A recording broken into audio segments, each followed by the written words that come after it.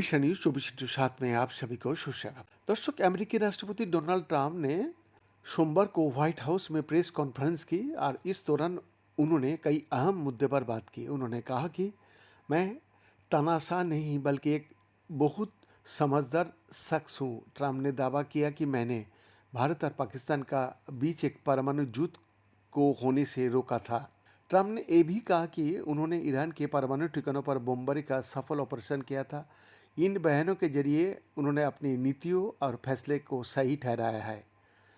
राष्ट्रपति Donald Trump ने कहा, भारत और पाकिस्तान का बीच जंग अगले स्तर पर पहुंच गई थी। ये जंग परमाणु युद्ध का रूप ले सकती थी। इस दौरान 7 जेट विमानों को मार गिराया गया था और उनके पास इसे रोकने के लिए कुछ ही घंटे थे।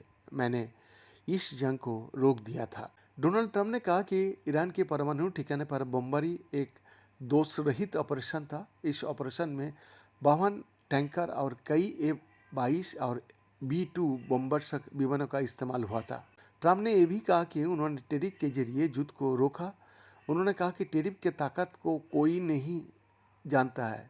हम नीति से खरबों डॉलर का रेवेन्यू, यानी कि इस नीति से हमारा खरबों डॉलर का रेवेन्यू आ रहा है। रूस यूक्रेन जंग पर ट्रंप ने कहा, अमेरिका अब यूक्रेन पर कोई पैसा खर्च नहीं करता है। हम नेटो से निपटता है, यूक्रेन से नहीं। हम युद्ध को ख़त्म करना चाहता है और इस संबंध में व्लादिमीर पुतिन से बात भी की। रूस यूक्रेन युद्ध को रोकना मेरे लिए सबसे आसान था, लेकिन ये अब जटिल होता जा रहा है। राष्ट्रपति ट्रंप ने कहा कि वो परमाणु निरस्त्रीकरण चाहता है और उन्होंने पुतिन से परमाणु मिसाइलों के बारे में भी बात किया है।